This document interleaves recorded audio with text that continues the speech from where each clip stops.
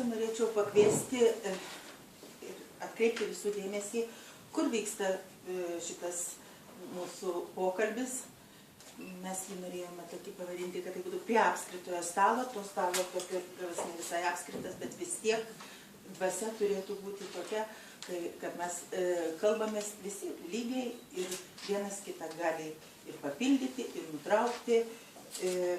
Bet vis dėlto pirmiausia apie tą, kad tai yra institutas, kuris yra Lietuvių kalbos institutas, kuris yra 41 metais įsteigtas, 39 metais įsteigto Antano Smetonos lituanistikos instituto pagrindu, o jo tikslai yra pažinti savo tautą ir perduoti ateities kartom visą kultūros, įprasmintą kultūros patirtį. Tai dėl to man labai malonu, kad šiandien dalyvauja labai tikrai daug mūsų garbių instituto darbuotojų, kurie šiandien gal ir ne taip aktyviai dirba pačiame institute, tačiau būtent jų darbus mes dabar ir turėtume minėti, kai kalbame, kuogi reikia remtis, kuo mes siūlome remtis, kuriais kalbiniais argumentais ir kur jie yra išdėstyti. Čia yra parengtas didysis lietuvių kalbos žodynas, tai yra esmių esmė, 20 tomų jis baigtas leisti 2002 metais. Čia yra parengtas ir lietuvių pavardžių žodynas, kuris išleistas 85-87 metais Aleksandro Vanago redaguotas. Čia yra parengta ir dabartinė lietuvių kalbos gramatika Kazio Ulvydo, profesoriaus Vytauto Ambrazio redaguota. Čia yra ir dabartinės lietuvių kalbos žodynas parengtas, kuriuo nuolat remiamasi. Čia yra baigiamas rengti ir išleistas pirmąjį kartą 1954 metais ir dabar redaguotas Jono Kruopo. Ir čia yra dabar baigiamas jau rengti bendrinės lietuvių kalbos žodynas, kurį redaguoja Danutė Liutkevičienė. Čia yra visi minėti leidiniai yra prieinami ir elektroninė forma. Juos visus galima rasti mūsų instituto tinklapyje. Čia yra parengti lietuvių kalbos rašybos ir skyrybos patarimai 89 metais. Štai dalyvauja Nijolė Sližienė rengėja. Šitiek jais yra remiamasi. Čia yra mokomasis lietuvių kalbos rašybos ir kirčiavimo žodynas, Kniūkštos ir Lyberio 83 metais sudarytas, kanceliarinės kalbos patarimai Kniūkštos 93 metais. Visu tuo yra daugybę kartų perleista, visu tuo yra remiamasi, norint ką nors pagrįsti tiek teisme, tiek gyvenime. Todėl aš taip atsargiai kelčiau klausimą, koks yra santykis tarp laisvos minties, mokslininkų minčių čia institute ir vis dėlto, kaip girdėjau ir minėjo spaudos konferencijoje Rubavičius, Valstybinės lietuvių kalbos komisijos nuomonės, kuri yra institucija priklausanti nuo Seimo. Nenorėčiau įžeisti čia dalyvaujančių garbių narių. Aš tik noriu iškelti klausimą, ką reiškia laisva mintis ir ką reiškia institucionalizuota. Dabar klausimą vis dėlto. Tai asmenvardžių rašymo taisyklės, kalbos teisės ar politikos objektas. Norėčiau užduoti mūsų garbės svečiai, buvusiai jau dabar Konstitucinio teismo teisėjai Ramutei Ruškytei. Gal paprašysiu Ritos. Gal mes sėdėsime tiesiog, turbūt visi mus girdėsite, gal dar prieš tai tik tai dėl replika ar ne replika, tiesiog atsakymas į Laimos klausimą dėl tos laisvos minties ir to, kiek čia varžo kalbos komisija.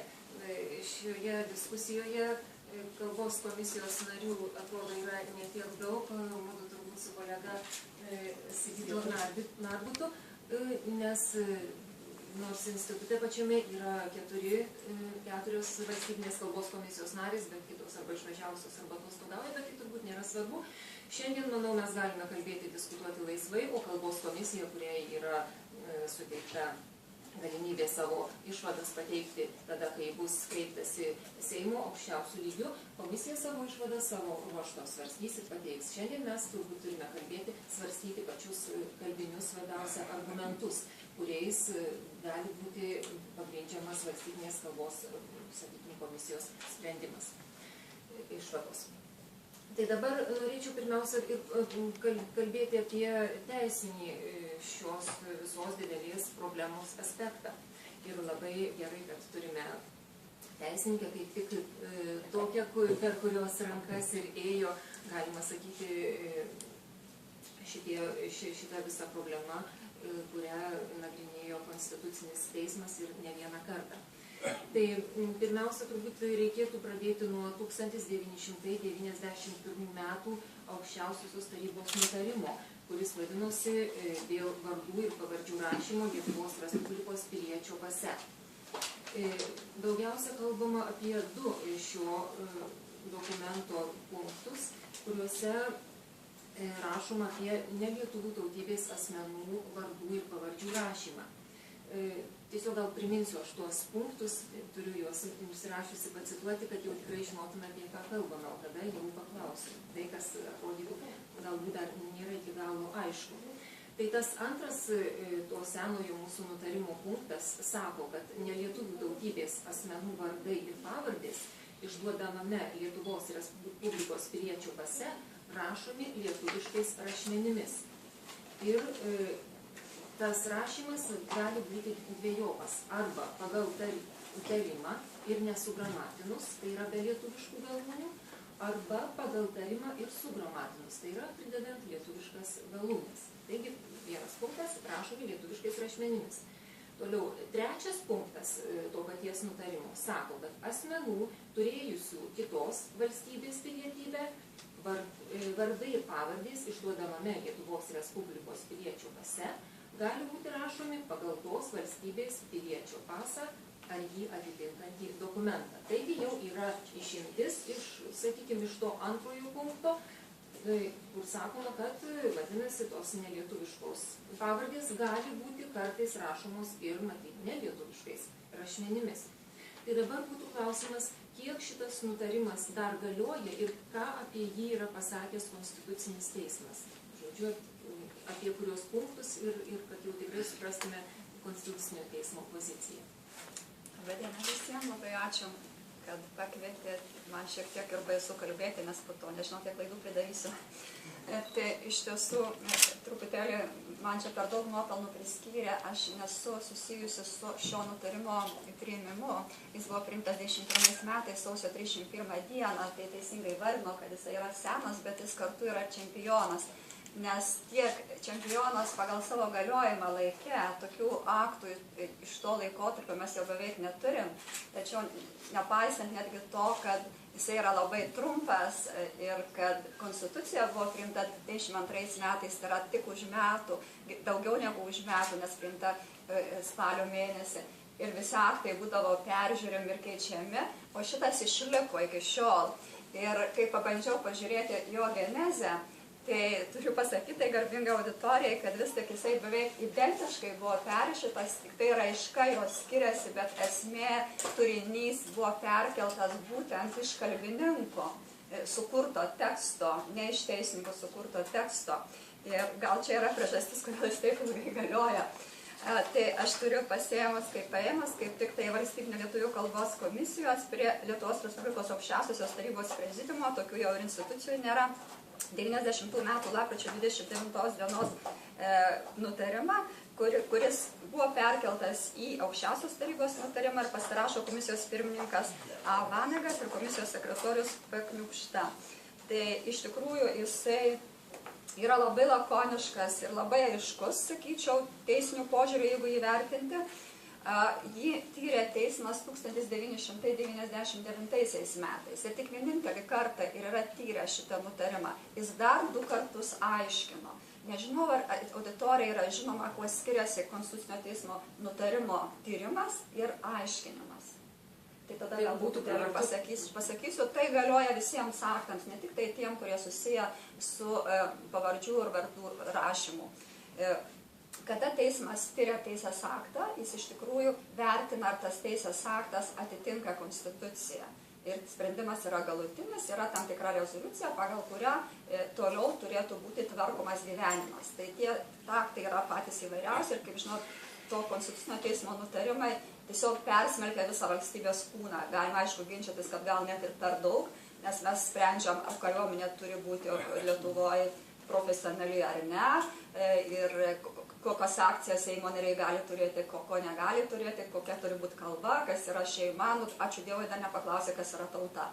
Tai, bet jeigu paklausų, tikriausiai Konstitucinis teismas taip pat atsakytų. Tai čia yra kita problema, kokia yra įdomi, bet vis tik, bet kuriuo atveju, kai yra nutarimas, jeigu yra prašymas, atitinkami asmenys gali kreiptis, teismas turi tirti arba pasakyti, kad tai nėra jo tyrimo dalykas.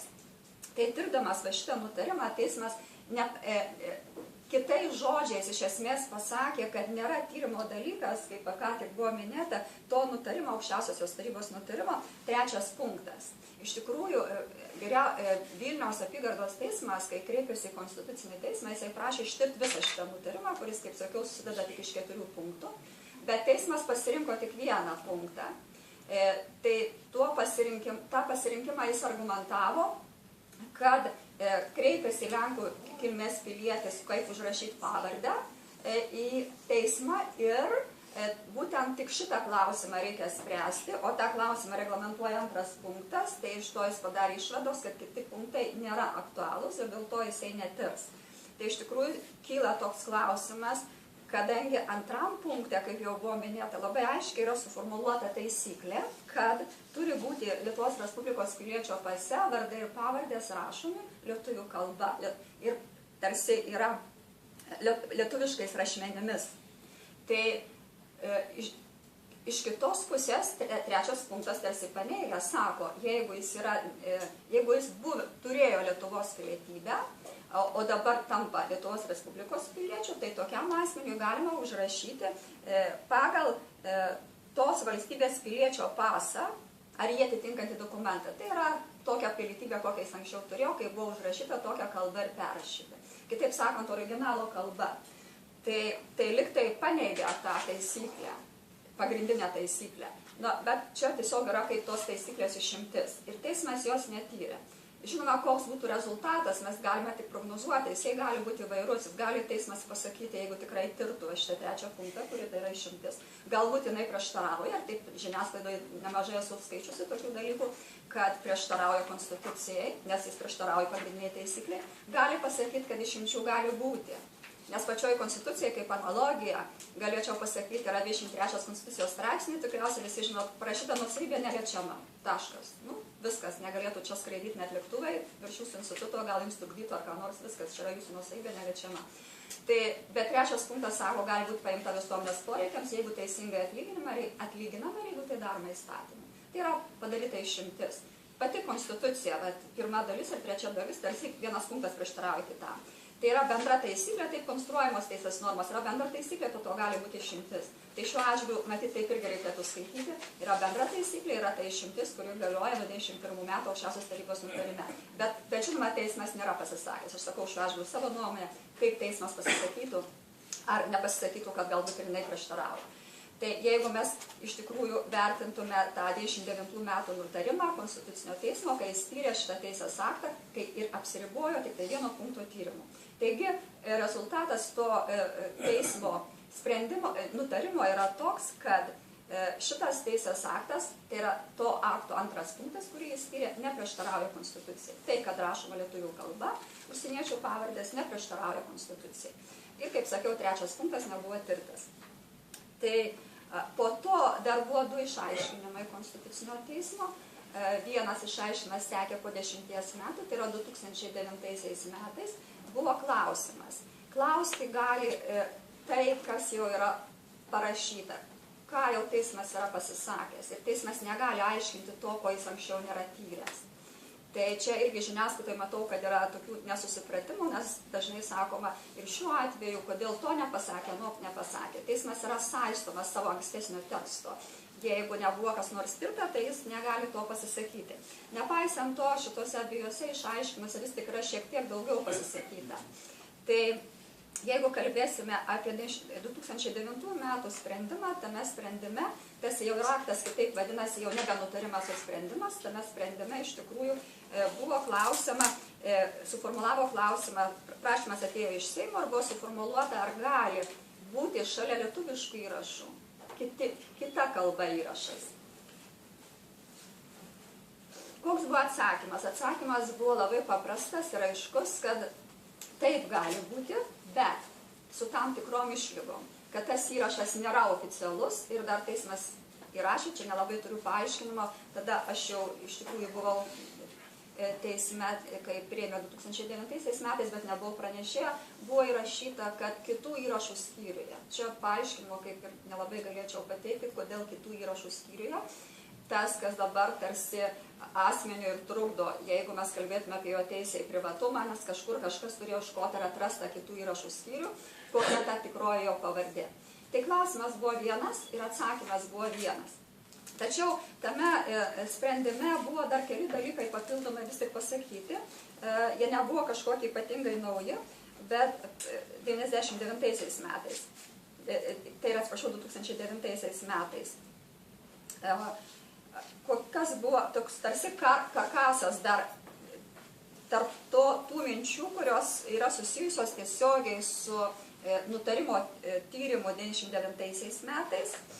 Tai buvo pirma, lietuvių kalbos rašmenės ir su jų vartojimu susijusius esminius klausimus, interaliai atitinkamos transkripcijos principus pagal Konstituciją turi apibrėžti įstatymų leidėjas arba jo įgaliota valstybės institucija. Taigi, konstrukcija įgaliota valstybės institucija reikėtų suprasti šiuo atžvilgiu, bent teismas tą turėjo mintyje, kad tai yra valstybinė lietuvių kalbos komisija šiandien, kur yra įgaliota valstybės. Tai jinai tokia, būtent tai galėtų padaryti, bet žinoma, pagrindiniai klausimai turi būti įstatymų nustatyti. Antras papildomas toks teiginys, kuris taip pat buvo tarsi tiesiogiai ir neišplaukiantis iš ankstesnio teksto, tai kad įstatymų leidėjas turi nustatyti asmens vardo ir pavardės rašymo Lietuvos Respublikos piliečio paso kitų įrašų skyriuje nevalstybinė kalba pagrindus, tai yra tie kiti įrašai, kaip jie turėtų būti rašomi, nelietuviškais, kad vadovaujant, aš paskaitysiu pažodžiui, bandžiau sutrumpinti, kokiais objektyviais kriterijais vadovaujantis asmens vardas ir pavardė Lietuvos Respublikos piliečio paso kitų įrašų skyriuje gali būti rašomi nelietuviškais rašmenimis ir nesugramatinta forma. Ir trečias dalykas, kas dar buvo pasakyta, yra tai, kad Lietuvos Respublikos valstybinės kalbos, kaip ir absoliučios daugumos Europos šalių valstybinių oficialiųjų kalbų, rašmenų pagrindas yra lotyniški rašmenys. Čia buvo galėčiau paaiškinti, dėl ko buvo bandymas tiesiog apsisaugoti, kad neatsitiktų taip, kad įvairiomis kalbomis pradės užrašyti taip, kas net ir neįmanoma yra, nėra gebėjimų užrašyti ir techninių galimybių. Tai tas nėra iš tikrųjų neišplaukia iš Konstitucijos, čia kaip faktas toks konstatuotas, bet kartu tarsi parodyta tam tikros ribos, kiek būtų galima kokiame lauke dirbti. Tai ir trečias aktas, kaip minėjau, Konstitucinio teismo, tai yra dar antras išaiškinimas. Vienas buvo nutarimas, kuris pasisakė prieštarauja ir neprieštarauja Konstitucijai, o 2 sprendimai, kuris aiškino. Tai 99 metų, kur paaiškino vieną klausimą, ar gali būti ir kitaip užrašoma ne tik lietuviškai, šalia to, kad užrašoma lietuviškai, pasakė taip galima, tik kitų įrašų skyriuje, ir tai nėra oficialus įrašas. Jis gali būti, bet jis nėra oficialus. Na ir trečias, tai buvo 2 klausimai, šiuo atžvilgiu kreipėsi jau ne Seimas, kreipėsi Teisingumo ministras, tai ir jisai prašė iš esmės dėl 2 klausimų. Jam kilo problema ta, kad sužinoti, ar iš tiesų jisai turi teisę gauti išvadą iš dabartinės Valstybinės lietuvių kalbos komisijos, ir ar Valstybinė lietuvių kalbos komisija gali siūlyti keisti dabartinę tvarką ir ar gavęs jis tą išvadą privalo ją vadovautis. Tai pirmą klausimą, ar jisai turi gauti tokią išvadą, teismas atsakė taip, jisai turi gauti ir pasakė dar daugiau, kad ne tik tai tais atvejais jisai turi gauti, kai iš tikrųjų siūlo, jisai pats rengia, gali Teisingumo ministras pats rengti tą teisės akto projektą. Pagal Konstituciją sako, kad ministras vadovauja, ministerija iš tikrųjų, visa ministerija rengia teisės akto projektą, teismas pasakė daugiau. Čia irgi tam tikras saugiklis, kad neatsitiktų taip, kad bet kas į Seimą pateikia, bet koks Seimo narys, nes yra Seimo narių labai iniciatyvų, kurie ten į dieną po 3 aktus parašo. Tai ir bet kurių niekada jie gyvenime šviesos neišvysta, kad neatsitiktų taip, kad neprasidėtų didžiulis antplūdis tų nepagristų teisės aktų projektų. Tai yra parašyta Konstitucinio teismo nutarime toks saugiklis, kad ir tais atvejais, kai pats Seimas priima, ne tai, kad ministras prašo, jisai nori sužinoti, kaip iš tikrųjų reikėtų rašyti. Tai ir tais atvejais, kai Seimas priima, turi būti įgaliotos institucijos išvada. Tai antra dalis to klausimo buvo, ar tuo atveju, kai ta išvada gauta, jie sakė oficiali pozicija, mes pasakėm pasiūlymai, ar ten ta oficiali pozicija, kaip mes ją įvardintume,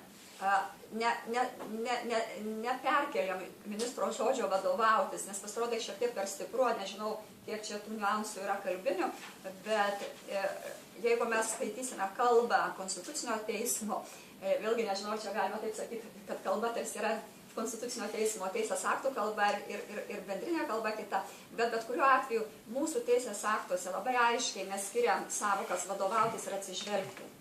Tai atsižvelgti yra švelnesnė savoka ir mes, kai santykyje Lietuvos konstitucijos ir jos aiškinimo su ES teise ir Europos teisingumo teismo aiškinimu. Aišku, labai nori Europos teisingumo teismas, kaip ir Europos žmogaus teisų teismas, kad jų aktai būtų viršesni, o ne nacionalinės teisės. Visą laiką ta kova vyksta. Tai mes esame įrašę, kad mes atsižvelgiam ir visi galutinį sprendimą patys priimam. Tai šiuo atveju ta pati savoka atsižvelgti buvo pavartota ir čia, tame išaiškinime, kad tais atvejais, kai oficiali pozicija Valstybinės lietuvių kalbos komisijos tai yra gauta, tai tokio atveju turi atsižvelgti tiek ministras, kuris rengia tą teisės aktų projektą, taip pat ir Seimo nariai, jeigu tokį teisės aktų projektą teiktų, jie taip pat turi atsižvelgti. Kitaip tariant, jie negali ignoruoti, visai jos neskaityti, arba paskaitę sako, mums tai nepatinka. Jeigu jie turi atsižvelgti, tai kaip aš suprantu, jie iš tikrųjų turi argumentuotai pasakyti, kodėl nepriima, jeigu jie nepriima, privalo argumentuoti, arba tada pakviesti kitus ekspertus lietuvių kalbos, kurie galėtų vis tik atrasti tą sprendimą, arba irgi argumentuoti, kodėl šita išvada yra nepatikima, negera, bloga ir jinai netinkanti. Tai kitaip tariant, be diskusijų ir sprendimo balso kalbininko negali būti priimtas teisės aktas, jeigu taip, tokia būtų, sakykime, reziumuojanti mano išvada. Taip reikėtų perskaityti tą mūsų sprendimą. Tai tas sakinys, kad ir tais atvejais, kai Seimo nariai teigia, kad turi gauti, jo neklausė, žinoma, ministras, bet čia yra kaip papildomai parašytas, kad iš tikrųjų matyta visumą, reiškinį kaip visumą, kuris yra opus ir iš tikrųjų sudėtingas. Tai nežinau, ar ar viską paaiškinau, gal jeigu būtų klausimų, gal paprasčiau būtų, nes aš galiu kalbėti čia visą dieną, kai pratu su studentais. Tai gal klausimus... Tiesiog jau jūsų laiku piknaudžiavo. Paliksim jau, kai bus ta mūsų diskusija. Tiesiog dabar aš gal galėčiau tada, trumpai pasakyti, kaip aš pati suprantu dabartinę teisinę padėtį ir jeigu jau tikrai atrodys, kad aš važiuoju pro šalį, tai tada gal pataisykite tiesiog jau ir išklausiusi jūsų kalbos, kaip aš galėčiau savo susidėstyti, žodžiu, visus tuos argumentus ir galutinė kokia galėtų būti išvada. Tai suprantu, kad 1991 metų aukščiausiosios tarybos nutarimas, kuris dar šiandien galioja, nepakeistas, žodžiu, antras jo punktas galioja, neprieštarauja konstitucijai, trečias punktas taip pat galioja, nes nors konstitucinis teismas apie jį nieko nepasakė, tas punktas taip pat nebuvo atšauktas, taigi ta išimtis, kad kitų valstybių pilietybę turėję žmonės, jeigu jie tampa Lietuvos Respublikos piliečiais, jų vardai ir pavardės mūsų Respublikos piliečio pase gali būti rašomi pagal jo turėtą kitos valstybės dokumentą, taigi nelietuviškomis raidėmis. Bet žinoma, turbūt diakritinių ženklų, nes jie tiesiog pagal techninės galimybės turbūt nėra rašomi. Taigi ta išimtis galioja. Bet dabar ir tai yra turbūt ta išimtis rodo, kad skirtis Lietuvos Respublikos piliečių, kurie gali turėti asmens dokumente nelietuviškai parašytą pavardę ir kurie negali turėti, yra santykis asmens su kita valstybė. Ar yra tas santykis, ar nėra to santykio. Na ir dabar Konstitucinis teismas dar yra pasakęs, kad be to antro punkto išaiškinimo dar gali būti ir plačiau į šitą reikalą pažiūrėta ir gali kalbos komisija pasakyti dar ir, žodžiu, kitų atvejų, kur gali būti tų nelietuviškų raidžių. Tai var klausimas, kiek plačiai čia galima dar tas galimybės, tas išimtis, sakykime, plėsti. Tai šiaip jau įvairiose diskusijose dažnai minimas ištekėjusių Lietuvos moterų už užsieniečių, Lietuvos Respublikos piliečių ištekėjusių už užsienio šalių piliečių pavardės. Tai pagal dabartinį įstatymą turbūt yra neįmanoma, kad jos būtų rašomos nelietuviškais rašmenimis, kadangi jos pačios neturi tiesioginio santykio su kita valstybė. Tačiau jeigu jos išteka už kitos valstybės piliečių, jų santykis, kad ir netiesioginis, tam tikras tarsi atsiranda. Ir daug moterų, na šiuo atveju galbūt kai kada ir vyrų, nori turėti, tarkim, sutuoktinio pavardę, kuri yra, na, iš esmės pateisinta kitos valstybės dokumentuose. Taigi, jeigu moteris lietuvė išteka už kokio nors Vėberio, kuris rašomas su dvigubaja V, tai ta moteris norėtų būti turbūt ponė Vėber ir rašyti irgi savo pavardę su dvigubaja V. Tai Konstitucinis teismas turbūt, na, gal atvėrė tokią galimybę, kad šita išimtis taip pat galėtų būti svarstoma. Jo, labai aiškus klausimas. Iš tiesų, klausimas ministro, kaip minėjau, vienas iš tų dviejų ir buvo, tai ar gali būti nustatytos kitokios taisyklės. Tai mes turėjom atsakyti, ar apskritai gali būti kitokios taisyklės, nei yra minėtame nutarime.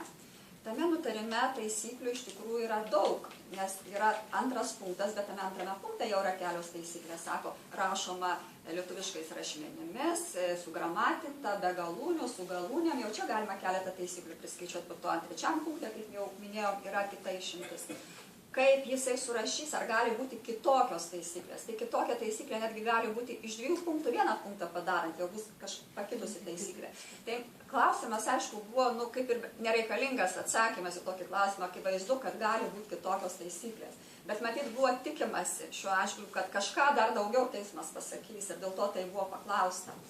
Tai visada asmenys, kurie turi teisę rengti teisės aktus, kurie turi įstatymų leidybos iniciatyvos teisę, visada gali teikti kitus aktus.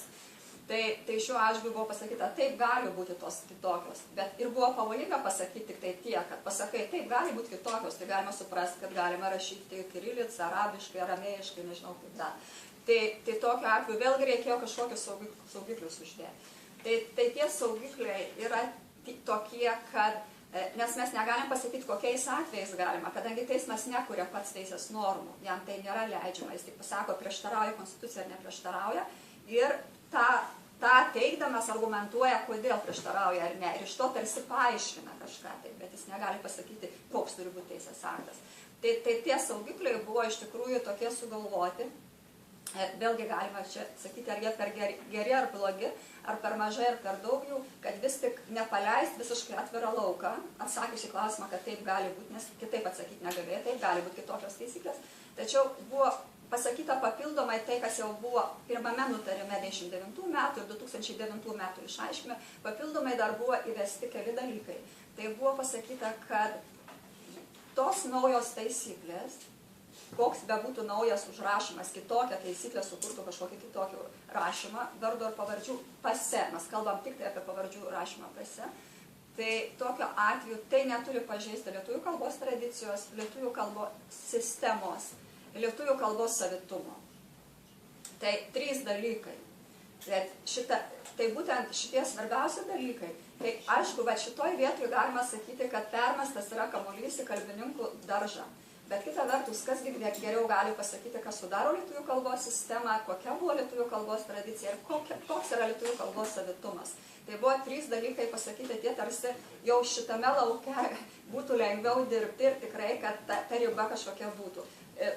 Savoka kalbos savitumas buvo šiek tiek, sakyčiau, perkelta iš Vokietijos ir Lenkijos konstitucinio tribunolo, kur yra vartojama jinai šiek tiek kitam kontekste, bet ta savoka yra įėjusi ir kitų supernacionalinių teismų, kai kalba apie nacionalinį savitumą. Tai lietuvių kalba tikrai turi to savitumo, matyti, čia nereikia jau, nėra ginčo. Taigi yra tie 3 kriterijai, tokie, kaip mes sakom, saugikliai, kurie tarsi apribojo laisvę tų, kurie rengia tos teisės aktus. Tai žodžiu, tada galima sakyti, kad jeigu vis dėlto kalbos komisijoje būtų svarstoma, bet mes šiandien kalbėsime, dar viena išimtis, dar vienas žingsnelis išimtinis, kad asmuo net ir netiesiogiai susisaistęs su kitos valstybės piliečiu, irgi galbūt galėtų turėti tą nelietuvišką pavardę. Tai tada konstitucijai turbūt neprieštarautų.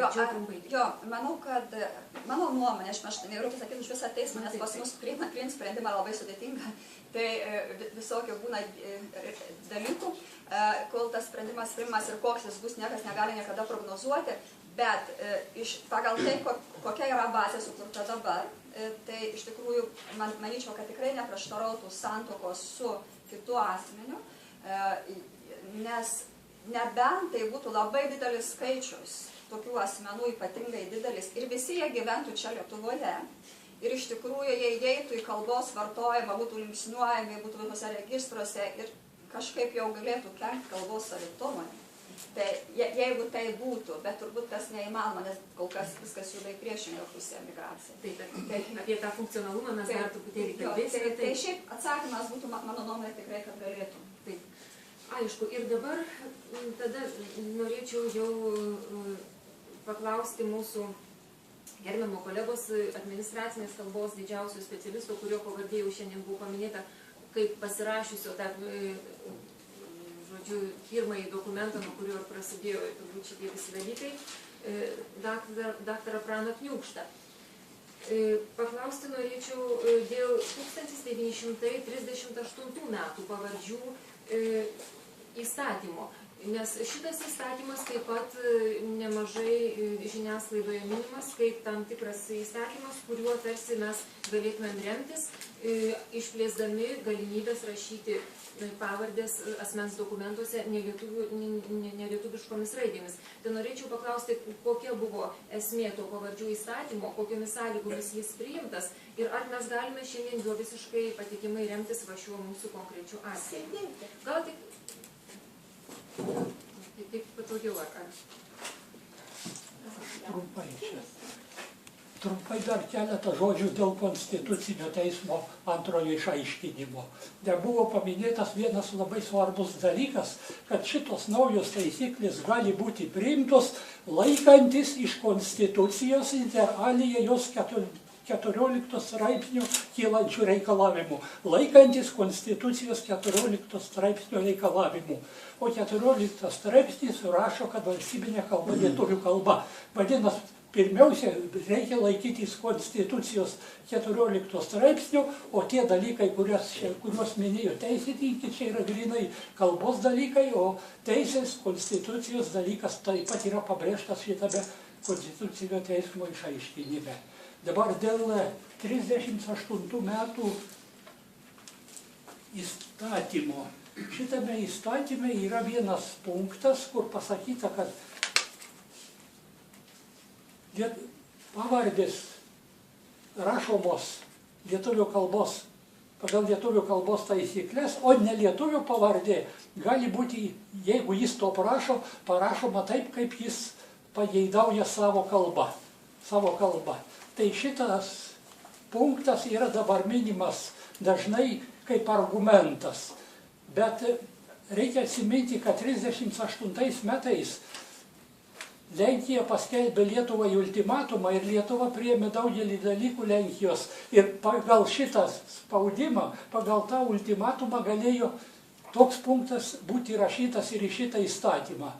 Bet kalbinis dalykas yra tas, kad mes dabar kalbame apie vardų ir pavardžių rašymą dokumentuose, o ten kalbama apskritai apie vardų ir pavardžių rašymą visur, ir spaudoje ir taip toliau. Vadinasi, jeigu mes jį taikysim apskritai vartoseną ir spaudai, tai mes galime perkelti 38 metų nutarimą. Ten nepasakyta kokiuose srityse, o jeigu kalbame apie dokumentus, apie rašymą dokumentuose, tai ano įstatymo mes negalime perkelti, kadangi ten nėra pasakyta, kad dokumentuose. Tai yra esminis skirtumas, dėl to taip automatiškai negalime perkelti.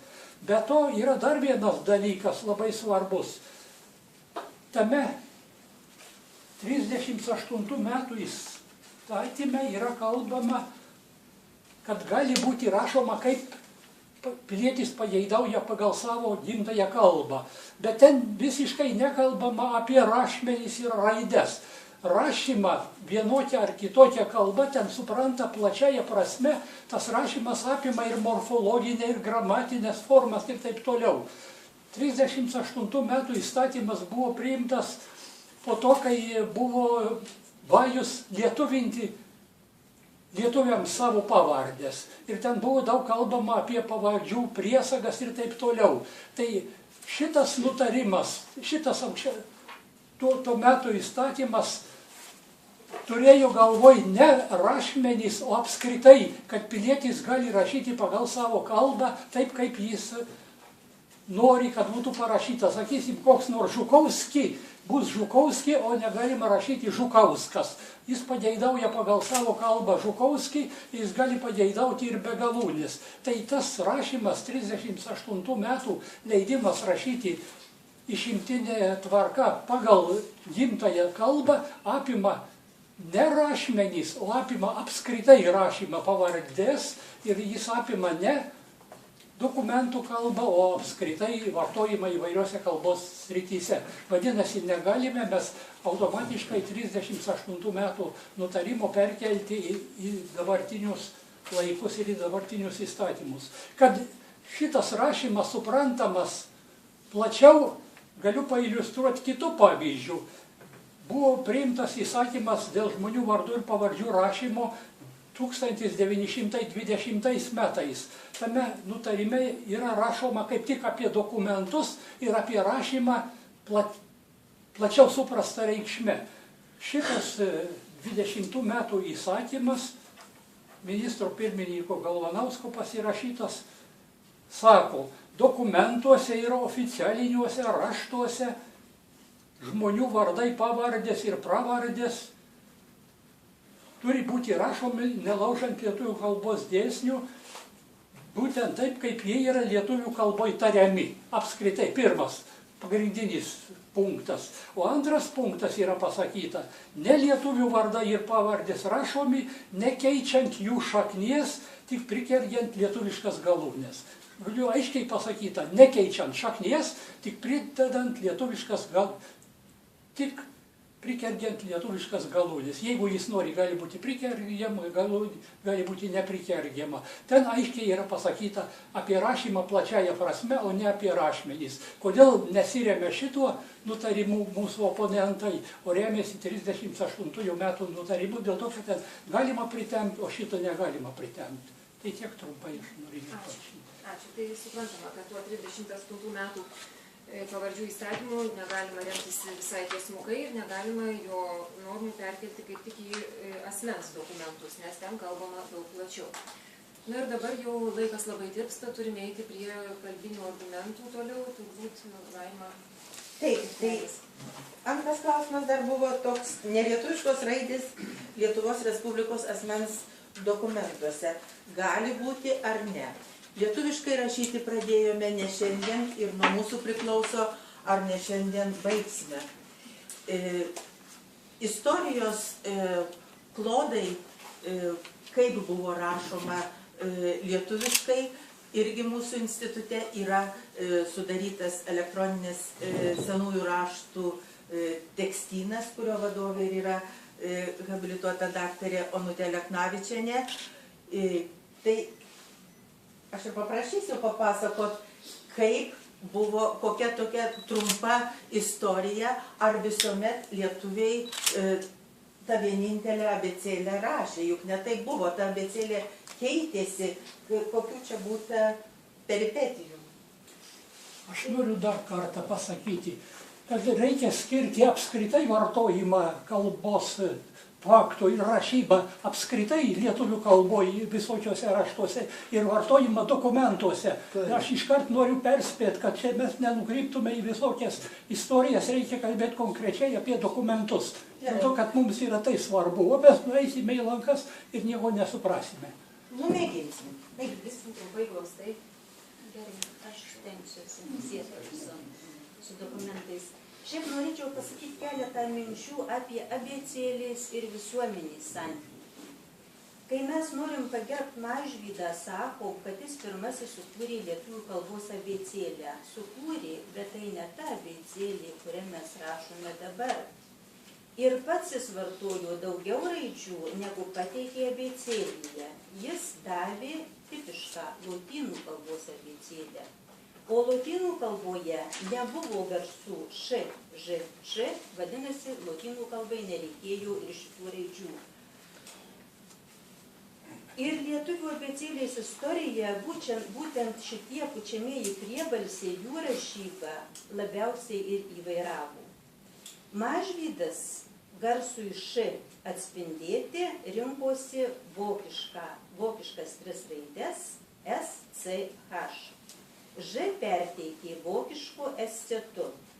Mažosios Lietuvos visuomenė tokią rašybą priėmė ir sėkmingai vartojo iki 17 amžiaus vidurio. Didžioji Lietuva, visų pirma Mikalojus Daukša, vokiškuoju escetu žymėjo ne š, ne ž, o š, viešpaties. Jis rašė š. O, sakykime, Mažvydas escetą vartojo žyvatą, amžiną žyvatą. Čia yra toks ryškiausias pavyzdys. Garsui ž Daukša vartojo ilgąją z su varnele. Liežuvis, tai ilgoji ž su varnele. Panaši rašyba buvo ir kitų autorių raštuose. 16–17 amžiuje buvo 2 valstybės, 2 tikėjimų pakraipos ir 2 rašybos sistemos. 17 amžiaus viduryje Kleinas ėmėsi tarsi abėcėlių taikdario vaidmens. Garsui š jis pasiūlė 2 raidės – vokišką escetą, kaip buvo vartojama jau didžiojoje Lietuvoje, ir dar s su kirčio ženklu. Garsui ž jis pasirinko ilgąją z, nebe su varnele, o su kirčio ženklu, irgi panašiai, kaip buvo vartojama didžiojoje Lietuvoje. Kleinas buvo didelis autoritetas, pirmosios gramatikos autorius ir jo sistema mažojoje Lietuvoje iš esmės buvo priimta. 19 amžiui abėcėlių kurta daug, žmonėms reikėjo individualumų. Savo rašybos sistemą kūrė ir Daukantas, ir Baranauskas, Juška, Jaunius ir kiti. Ar tas sistemas visuomeniai priėmė? Ne, nes jai jų nereikėjo. Kad visuomeniai priimtų kokią nors kalbos ar apskritai kultūros naujovę, ji turi tikėti jos prasmingumu. Kas nuo to bus mums geriau? Ar bus lengviau bendrauti? Ar sustiprės prestižas visuomenėje? Ar padidės savigarba? Visuomeniai visuomet reikia atlygio. Antras, bet kokios naujovės diegimo kelias yra prievarta. Vienos sistemos uždraudimas ir įsakymas vartoti kitą. Tokių pavyzdžių Lietuvos ir pasaulio istorijoje yra beje labai daug. Kad ir kirilika Rusijos imperijos įvesta XIX amžiaus viduryje.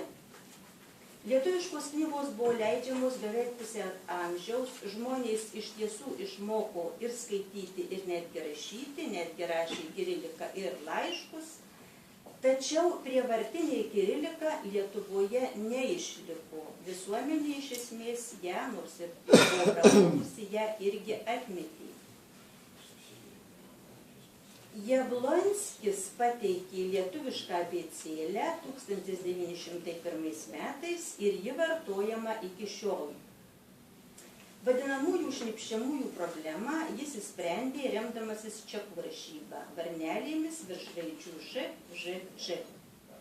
Naujoji abėcėlė atsirado tautinio sąjūdžio sąlygomis.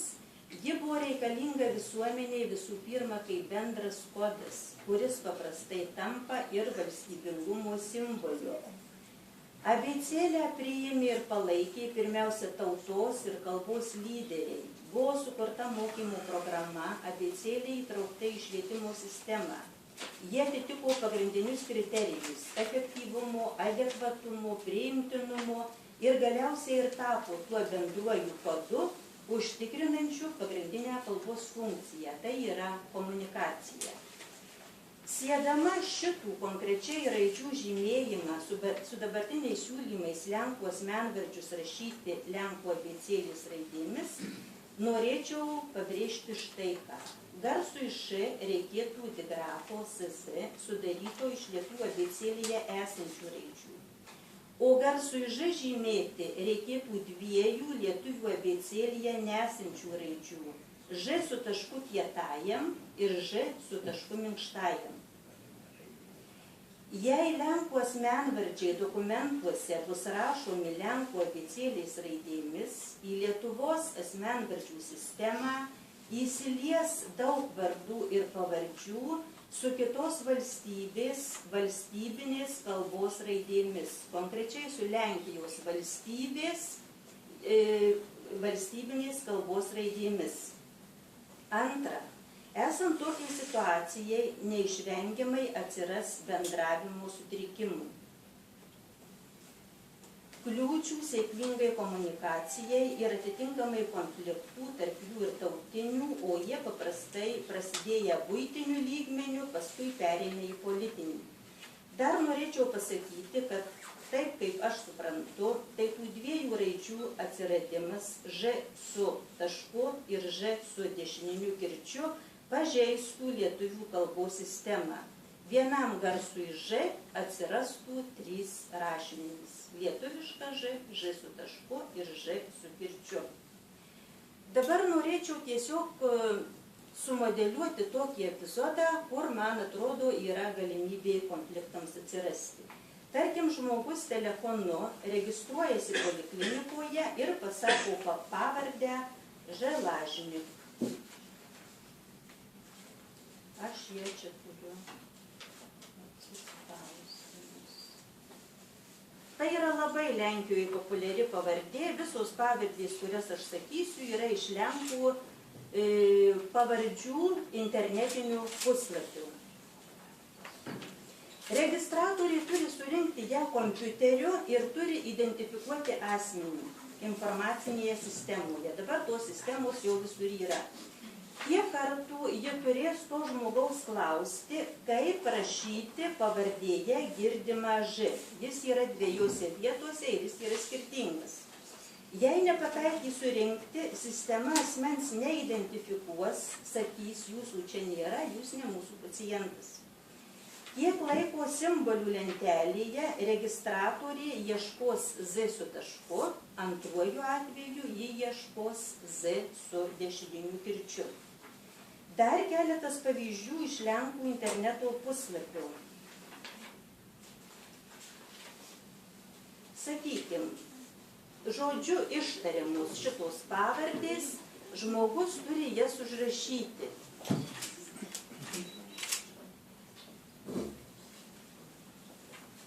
Kita rimta problema yra O su kirčiu.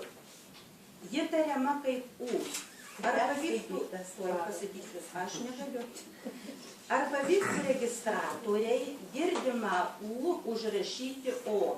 Pavyzdžiui, išgirdus Vrublevskį užrašyti Vroblevskį. Čia yra keletas irgi pavardžių. Galėtume sakyti, kad diakritinius ženklus mes galime tiesiog nupūsti, rinkti Z, bet čia irgi gali būti tų pačių pavardžių sutapimų ir nepavyktų identifikuoti asmens. O ką daryti su O? Kaip nupūsti tą ženklą nuo O, kai šita raidė skaitoma kaip U? Tokių situacijų iš tiesų, kaip sakant, mes galim prognozuoti, bet būtų daug tuo atveju, jeigu tai būtų pagrindinis Lietuvos piliečių asmenvardis. Ne tas antras, kaip teisininkai minėjau, ne kituose dokumentuose, bet būtų pagrindinis asmenvardis. Kad tikslus pavardės užrašymas dokumente yra labai svarbus asmeniui identifikuoti, pailiustruosiu dar vienu pavyzdžiu. Aš labai nenorėčiau minėti čia nusikaltėlių, bet priminsiu 2011 metais tą faktą, kai Austrijoje buvo suimtas, bet paleistas Michailas Golovatovas, pagrindinis kaltinamasis sausio 13 byloje. Nors jam buvo išduotas Europos arešto orderis, Šengeno informacinėje sistemoje jo vardas buvo įvestas Michail su C raide, o pase ir Suomijos ambasados Maskvoje išduotoje vizoje Mikhail. Dėl šito neatitikimo kaltinta Lietuvos prokuratūra, nors rengdama dokumentus orderiui rėmėsi kaip tik taisyklinga šio vardo transkripcija. Siekiant identifikuoti asmenis paprastai taikoma asmens duomenų visuma, ne tik vardas ir pavardė, bet ir data, pilietybė, vieta. Tačiau šiuo konkrečiu atveju pretekstas neišduoti nusikaltėlių ir buvo ta viena raidė. Noriu pabrėžti, koks svarbus dalykas yra kiekviena raidė siekiant identifikuoti asmenį. Tai mūsų yra tapatumo žymiklis, pagal kurį mus atpažins ne tik poliklinikoje, bet ir visais kitais lygmenimis. Dabar, man atrodo, svarbus du klausimai, susiję su siūlymais Lietuvos piliečių Lenkų asmenvardžius rašyti Lenkų abėcėlės raidėmis. Pirmas klausimas, kaip būsime mokomi mes tuos asmenvardžius atpažinti ir taisyklingai užrašyti? Va čia yra poliklinikos atvejis. Ar turės ta visuomenės dalis, dabar nemokanti lenkiškai, mokytis lenkų kalbos abėcėlės ir rašybos? Jeigu turės, tai kada ir kaip? Ar vidurinėje mokykloje turės būti lenkų kalbos pamokos? Ar mes turėsime lankyti kursus lenkų kalbos, kad galėtume dirbti toje sistemoje, kuri susijusi su žmonių aptarnavimu? Kitaip sakant, kaip mes būsime tikrinami, ar mokame lenkų kalbą, jei norėsime dirbti aptarnavimo srityje? Antras klausimas, kaip bus pertvarkomos informacinės sistemos, garantuojančios asmens identifikavimą? Pagal kokias taisyklės bus pertvarkomi nekilnojamojo turto, automobilių, sveikatos apsaugos, teisėsaugos ir visi kiti registrai, kurie bus svarbus identifikuojant asmenį. Šiuo metu aš matau konkrečiai šias problemas ir jeigu visuomenė jos irgi atrodo svarbus, tiesiog irgi būtų labai įdomu išgirsti jūsų nuomonę ir toliau kalbėti, bet ir tokia kryptimi. Galim iš karto Taip. nuomonę. Pasakykit. Aš Andrius iš tautinio bendrijų tarybos narys. Pradžiai norėčiau, jūsų atsakyti, komentarą, bet pradžiai norėčiau šiek tiek pasakyti, kad šitą diskusiją buvo bandyta atkelti vėlesniam laiku, kadangi tautinių bendrijų tarybos nariai prieš pusmetį buvo suplanavę išvyką į užsienį ir deja daugelis žmonių, kuriems yra tikrai aktualus šitas klausimas, negalėjo šiandien dalyvauti. Bet, tikiuosi, gal čia ne paskutinė diskusija ir čia reikėtų tikrai su tautinių bendrijų tarybos nariais išdiskutuoti visus šitos klausimus. Be to, nežinau, mano manimu, reikėtų pakviesti irgi lietuvių moteris, kurios susiduria su realiomis problemomis dėl to, kad ištekėjo už užsieniečių ir negali dabar turi kažkokių tai problemų dėl savo pavardžių. Tačiau norėdamas iš karto atsakyti ponios pastebėjimą, tai visų pirma, manau, kad neturėtų būti šitie argumentai problema, kadangi šio klausimu nereikia kalbėti tik apie Lenkų tautinę mažumą, kadangi tai yra, mano manimu, apskritai vardas pavardė tai yra žmogaus pagrindinė teisė. Ir reikėtų čia kalbėti apskritai apie visas tautinės mažumas ir reikėtų čia kalbėti apie Lietuvos piliečius, kurie susiduria su problemomis dėl asmenvardžių rašymo ir šiuo atveju tiesiog reikia sureguliuoti teisinę bazę, kad žmonės, kurie kenčia nuo, sakykime, teisinės sistemos netobulumo, kad jie galėtų jaustis pilnaverčiais Lietuvos piliečiais ir šiuo atveju manau, kad galima tikrai rasti kompromisus. Pavyzdžiui, vardas pavardė gali būti rašoma lietuvių kalba ir originalo kalba šalia dviejų pavardės gali būti, o registruojantis poliklinikoje galima naudoti tik tai lietuvių tą užrašą su skambesiu lietuvišku, kaip ir dabar užrašyta. Tiesiog tas antras užrašas galėtų būti naudojamas tik tai tose situacijose, kur jis yra reikalingas, o Lietuvoje įstaigose, nežinau, sveikatos ar valdiškose įstaigose turėtų būti naudojamas tik tai tas lietuviškas vardo pavardės užrašymas. Todėl nemanau, kad čia reikėtų mokintis konkrečiai lenkų kalbos ir nemanau, kad čia tik tai yra Lenkų tautinės mažumos problema, čia yra apskritai Lietuvos piliečių problema, kurie susiduria su savo pagrindinių teisių, sakykime, pažeidimais. Galima sakyti. Ir dar vienas momentas toks yra, kad reikėtų atkreipti dėmesį galbūt į kitų šalių praktiką. Europoje mes matom, kad yra tam tikri standartai ir daugelis Europos šalių jau išsprendė šitas problemas įvairiausiais būdais. Galima jų praktiką pasinaudojus Lietuvoje irgi išspręsti. Tiesiog manau, kad reikia gero noro. Ačiū, tai to ir susirinkome pasiūlyti.